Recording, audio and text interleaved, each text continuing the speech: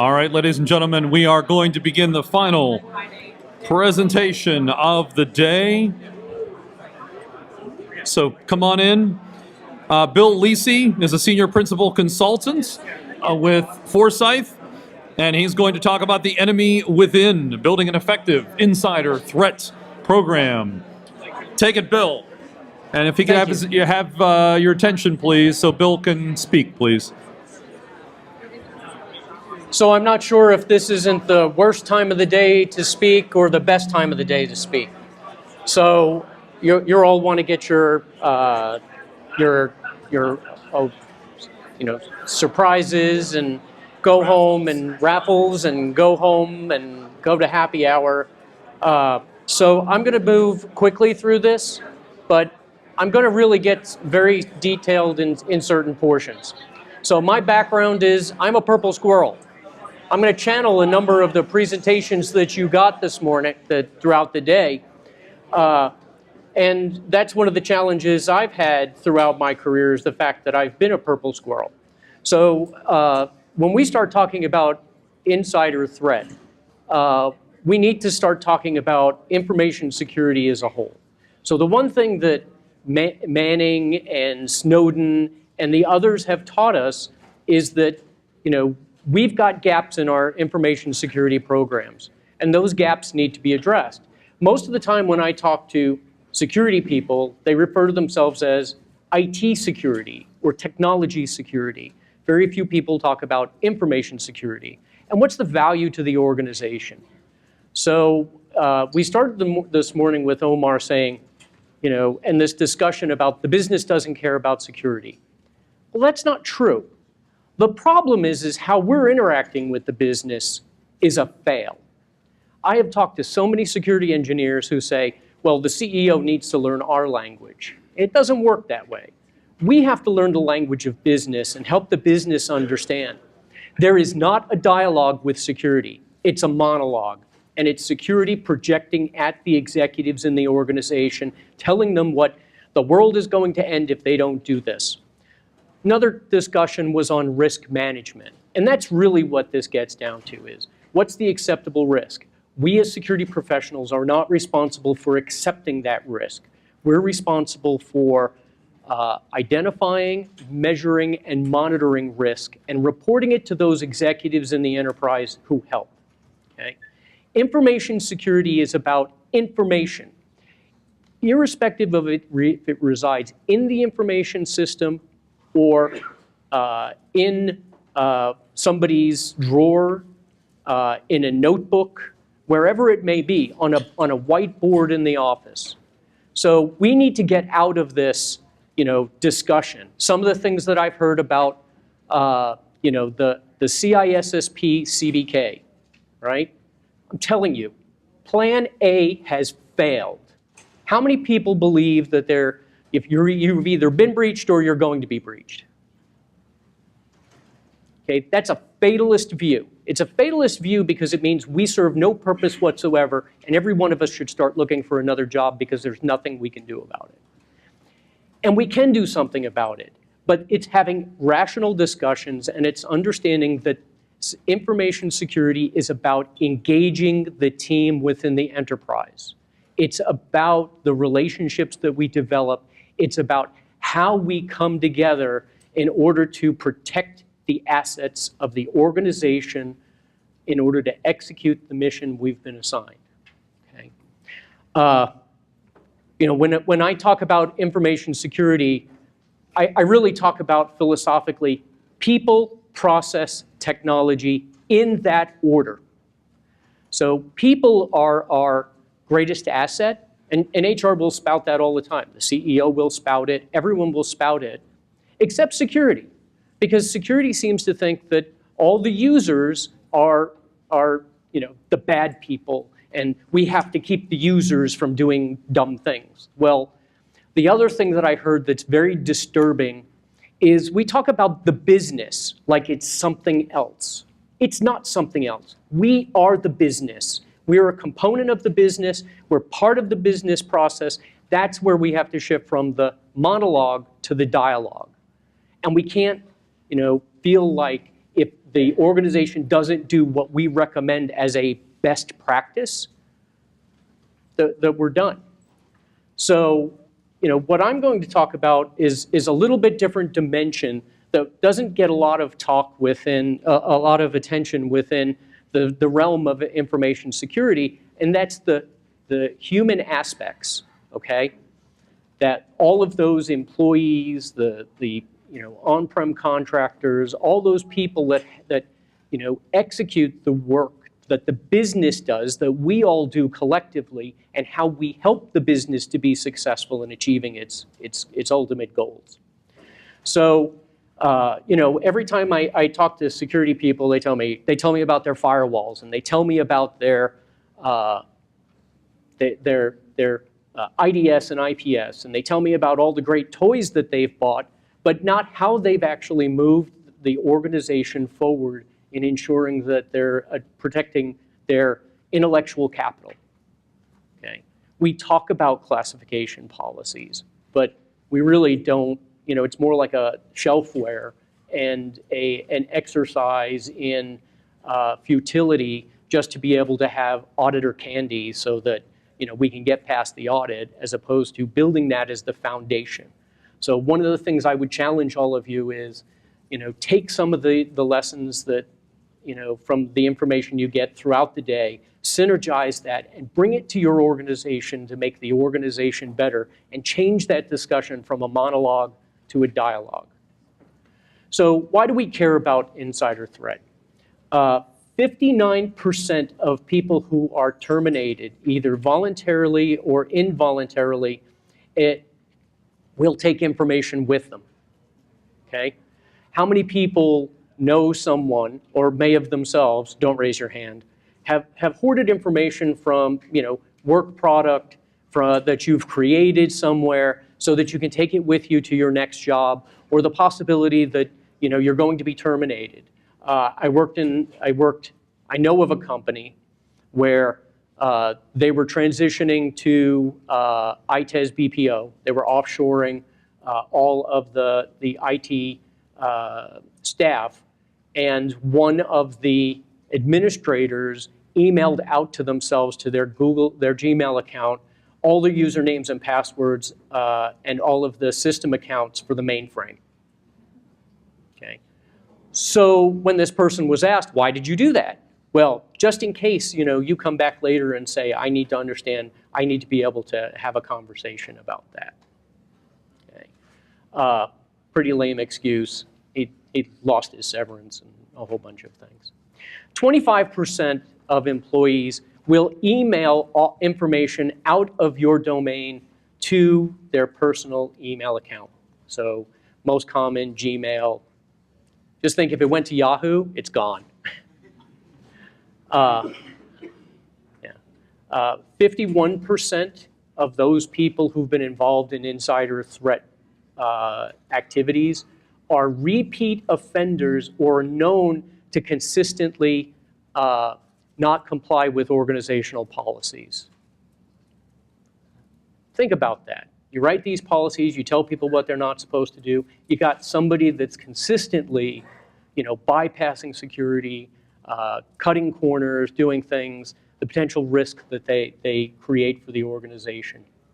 90% of IT staff say that they would take information with them if they were leaving the job. 90%, okay? So what does that mean from an organizational perspective? And clearly, you could say 78%. The Stanford study said it was. I think there's some more recent studies that say upwards to 90%. But fundamentally, we all understand that the insider threat is real, and it's not just about individuals who are recruited by by a foreign intelligence service or by another company to commit corporate espionage. Those are actually smaller numbers, although they do happen. The most common, if you pay attention to some of the breach reports, Ponymon, Verizon DBIR, the Spider Labs, consistently one of the most significant challenges is errors and negligence. People clicking on phishing links,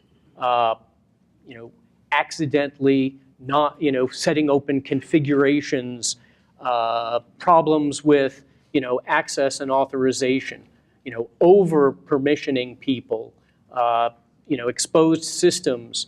So, we also have to talk about, phishing from the standpoint of those employees who are exploited, those who, elicitation. So it's really funny, most of your employees will talk out in public. How do you have conversations with them about, hey, where should you have those conversations and where shouldn't you have those conversations? If there's a common place where everyone goes, if somebody's interested in that information, they'll go to that location and listen to what people are saying.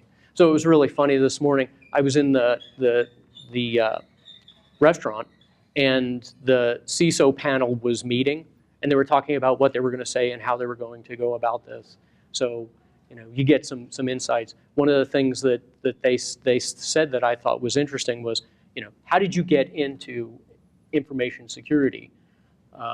Very few people come into information security outside of technology. We need to break the mindset that information security is just all about technology. By the way I got into information security was I was running leads in Germany on the Hanover hackers. So really it was, a seminal moment in, hey, this is the way the world was going to go. So, I moved into that direction. So I'd like to give some credit to the Software Engineering Institute. While the government has been doing insider threat programs and counterintelligence for decades, it really wasn't brought out to the commercial sector and put in an organized format until the Software Engineering Institute started putting together things like, the insider threat program. So, it's a resource you have in your own backyard. I highly recommend you take advantage of that as much as possible. But the goals of an insider threat program, an ITP, are to prevent. So, it's then to detect if you can't prevent, and then the ability to respond.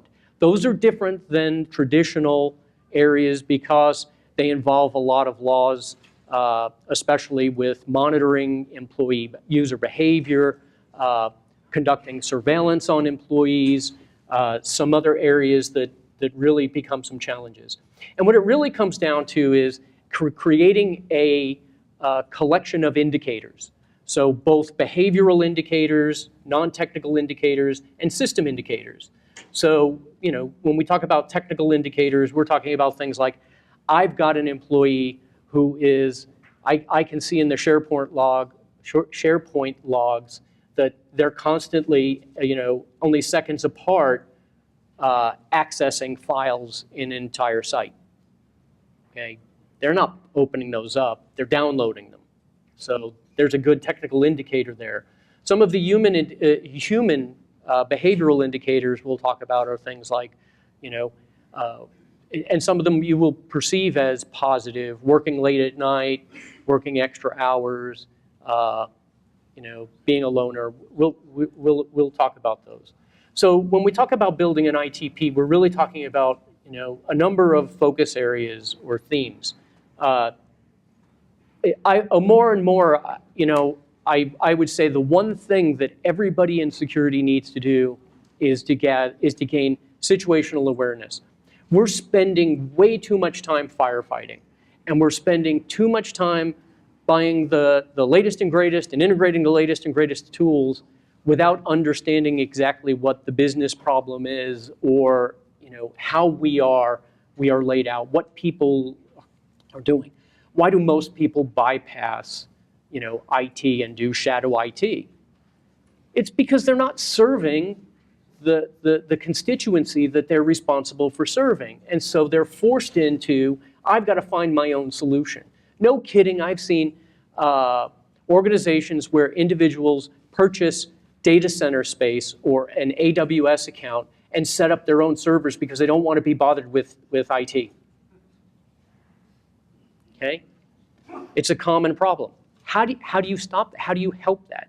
That becomes a combination of policies as well as making sure that you understand who the people are, what their needs are, and how you build security controls that enable the business. Most security exists to be block and tackle. We used to be those people in the basement. They throw peanuts out every once in a while, ask a question, and we come out and go, no, and then go back in. So we can't be the department of no anymore. We have to be the department of, hey, how do we do this together? Because this is integral to the business. Governance. The governance of this is not just security people doing security things amongst themselves. This has got to involve, it's a team sport. Security is a team sport. It has to include HR, other people who are interested parties and important stakeholders within the enterprise. Defining specific roles and responsibilities. What's HR's role versus security's role from an incident response perspective, legal's role. Very similar to some of those other areas. If you've got a comprehensive information security management system, this needs to be integrated into that. These lessons aren't just for insider threats. Exactly what is your insider threat treatment program? So we'll go through what areas will populate that. But anybody in here a defense contractor? Okay. If you're a defense contractor dealing with classified information, then the NISPOM and the FARs and DFAR make it absolutely clear you're obligated to do an insider threat program. But you shouldn't just do it because you're obligated to do it. You should do it because it's the right thing to do. If your company is investing large amounts of money in research and development, that R&D is going out the door and the company is losing its competitive advantage. That's why you should be doing it. It should be the business value. And that needs to be communicated, and that needs to be part of your goals. The other thing is monitoring and reporting. Exactly how are you going to monitor and how are you going to report? What's that structure going to look like? And then how does this integrate in with your incident response plans? Because this is a little different because it may involve, this involves people, okay? We often talk about incident response from the external attacker who, is nebulous, and we need, they're invisible. This is somebody who sits in the office that there needs to be some plan for how do you distinguish between, are they doing something that's malicious?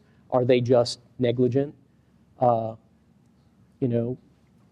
does that actually mean? And most of that won't make it out to law enforcement unless you find that it does involve corporate espionage or those types of malicious activity. And then specifically training. I mean, we talk about training, and I know Bruce Schneier had his tirade about training is useless. Training mostly is useless from a security perspective because it's not tailored to the organization. It's not meaningful. How many people here are training specialists? Then why in the name of God are we trying to become the experts on doing security training?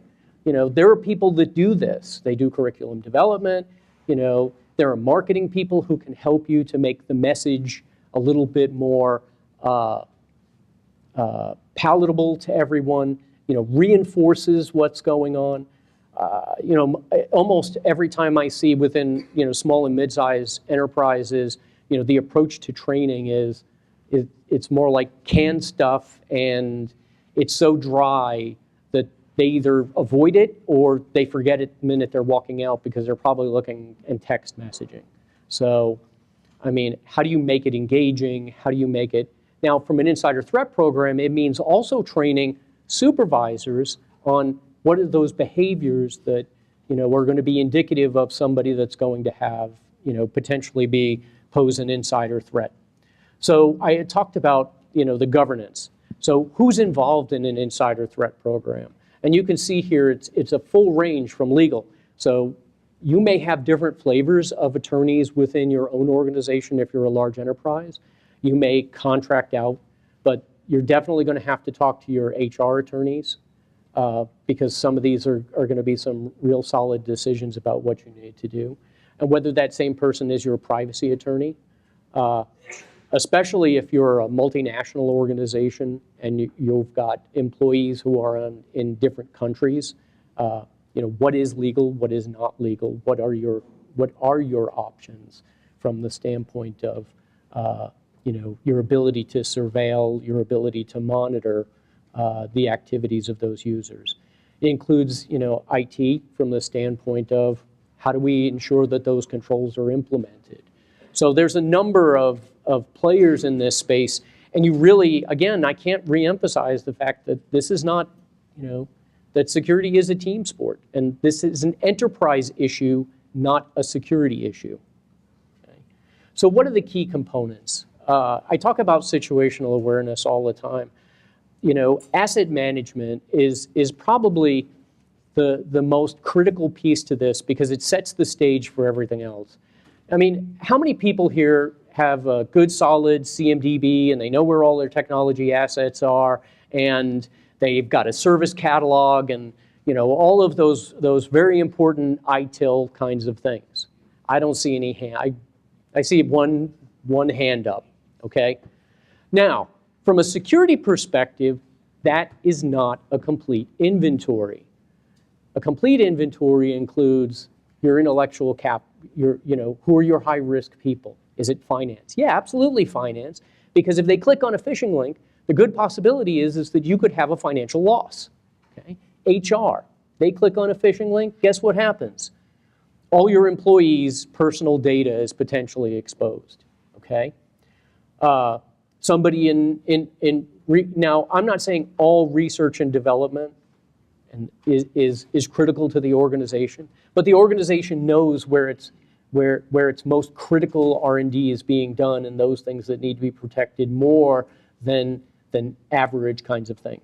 So when you really get down to it, I talk about Wild Bill Donovan, who started the CIA, had an expression that he used, which was, if I protect my pencils like they're diamonds, I'm going to lose less pencils, but I'm going to lose a hell of a lot of diamonds, okay?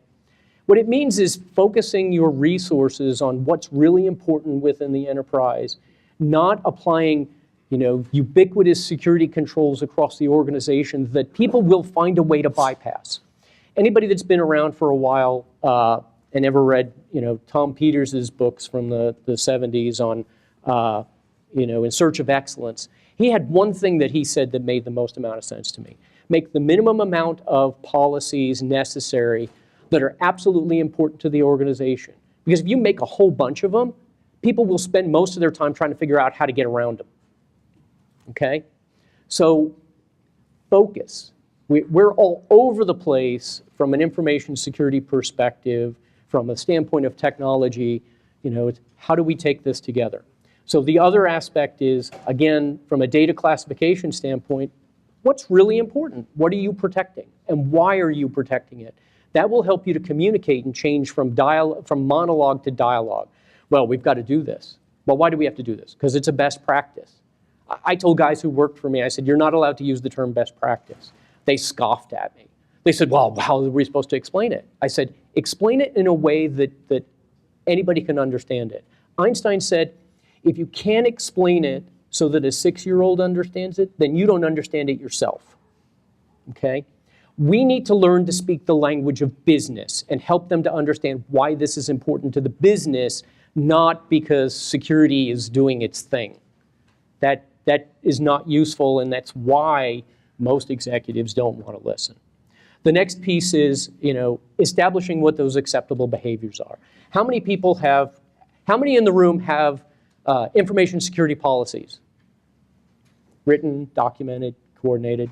How many of those that they're being enforced and people have read them and understand them? Yeah, that number's a lot less. So policies become shelfware. How do you make them real? How do you help people to understand what are acceptable behaviors, but also how to reinforce those acceptable behaviors? The other one is, let's talk about how do you mitigate those risky behaviors. So things like, I'll show you, looking at exposure surfaces. So things like, how many people have scanners that you can do scan to email? Do you block it? Is that acceptable? Do you have any way to measure what's going on? I have heard more times Everybody talk about, well, we have a directive control because our policy says we can't do it. But you have no enforcement. No. We just tell everybody that they can't do that. Well, it ain't working. So where do you need to do that? Where are you going to measure and monitor? You know, for anybody who works in manufacturing, and whether you're Lean or Six Sigma, you know, quality requires that you do measuring and monitoring to determine whether or not your process is in control. Why is it security is the only one that says, well, we write a policy and then we kind of hope, you know. We pray a lot. You know, and then there's the next piece, which is detecting that unacceptable behavior. So how do you figure out, you know, weed down to, you know, unless you've got a big data environment where you can collect all that data and you know, build a reliable model that helps you to identify, you know, what that acceptable behavior is and isn't. But there's time. I mean, if you're measuring, collecting everything, how many people have extra cycles? Yeah, you don't. So just because you're collecting it doesn't mean anybody's looking at it. I constantly have this conversation about the difference between auditing and logging. You know, we log everything. Does anybody actually look at it? No. We wait till we're breached and then we'll go figure out if it means something. But there's no, you know, discussion about, hey, why are you collecting this? You know, how does this help the organization? And then finally, it's, you know, worst case scenario, investigating. Now, investigating may not mean, you know, prosecutive resolution or anything like that, but it may be helping people, you know, how do you take some of those incidents, integrate them into the organization, and turn that into your training and go, we've had these types of incidents happen. So it's really funny. I was working in an organization, and, you know, I was talking to lawyers and HR, and I said, you know, here's my, well, why are we putting all these behaviors in here? And I said, because they're things that, you know, can present risk. And then they said, but this doesn't happen here. Within the next year, 100% of the things that I had put in there had happened. Everything from, you know, kid having access to mom's computer, and then we got a letter from Activision saying that we were downloading pirated software to our corporate systems, okay? To, you know, taking down the network for one country because somebody was streaming pictures of their kid. And then the worst one, though, was I live in Ohio. You know, the Buckeyes play, and, you know, the entire network just about comes down streaming. It's insanity. So, you know, it's got to be real. So what's the primary? Let's kind of really, I'm going to summarize this real easy. The Soviet Union made absolutely clear that many spies who came out, there were 4 things that motivated people. Okay? Mice. Money, money, money. Ideology, coercion, and ego. Guess what? We see that all the time with people. Okay? I'm underappreciated, I'm a special, I'm that little snowflake, I don't feel the love, blah, blah, blah, you know. But then those people are the potential ones that are going to seek approval somewhere else. Money is always going to be that one. So, I mean, we talk about financial problems. You know, what are the sources of those? Overwhelmingly, it's accidental, okay? So I've got an employee who's under a tremendous amount of stress. What can go wrong there? Well, guess what? Suppose I have the entire organization knows there's massive layoffs coming. What happens to people's focus? They're gone. They're like somewhere else. Anybody been in an acquired company? Yeah, those of us who've been in acquired companies are sitting there going, I don't understand what tomorrow brings. Do I still have a job? What's going on? Am I focused on what I'm doing? Oh, heck no. My mind is somewhere else. What's the probability at that moment, at that time, during that period, that errors are going to start to mount? Very high. But how many times do you have that conversation with HR? Do we know somebody's, you know, potentially a powder keg, we had a conversation, a particular company, somebody was going in and pooping in the sinks in the bathrooms. Now you think, boy, that's really stupid and childish, but then we started to piece together that the number of physical altercations and the number of employees that were documented were going up. What does that do to the risk profile for the organization? It goes up. So we need to be, keeping track of what's going on and making sure. So the one thing I will warn about the characteristics of an insider is that, this looks like most IT people. But it needs to be really taken in a totality of circumstances. And that's that, hey, we really, shouldn't be, jumping to conclusions. But these are certainly things that will help us to focus and help to communicate to managers, line supervisors. Hey, what kinds of people, what kinds of behaviors, do you think are risky? Who's most likely going to do those things? It gives you some idea of what's going on. Insider threat exposures. This is really the meat of what you need to do. When you start thinking about this, what are the exposure surfaces? So I recently had a conversation with a couple of CISOs, and we had a conversation around, just doing security things to do security things. So I'm doing everything in NIST 853 or ISO 27001, to some degree.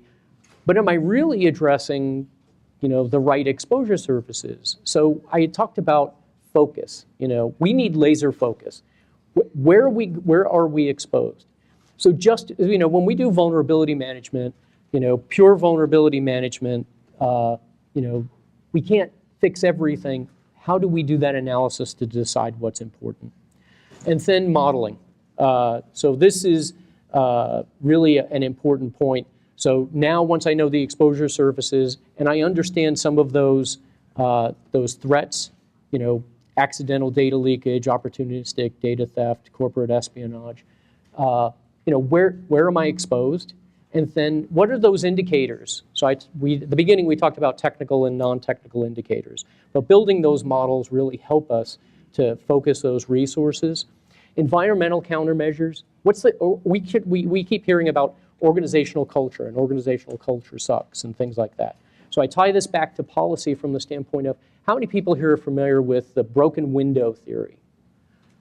Okay, so broken window theory says, hey, if I've got a vacant warehouse and I throw a rock through the window and I don't do anything about it, by the end of the week, the entire building is going to have its windows busted out. But if I move aggressively to do policy enforcement early on, I won't have those other problems that result in bigger issues. This is a list of some different technologies. The only thing I'm really going to focus on is going to be user behavior analytics. UBA is kind of expensive, and it requires taking those models and being able to see what kind of behavior is going through. And the other one is employee monitoring systems, which are extremely invasive, and the balance between privacy and security are really kind of a challenge. There's a high-level action plan that the national community has put out to be able to treat a baseline initial operational capability for an insider threat program. I really recommend going out there and looking at it. But really it's, how do I start with this? How do I do it? How do I integrate it with my overall security program? So, if I can leave you with one thing, it's really that security has to address people, process, and technology, not just what's going on in the IT systems, and not just, the bad guys that are lurking out there. They are, but the vast majority of breaches really result because of internal negligence and mistake, errors, and things within our sphere of control. So, thank you. See? Timing.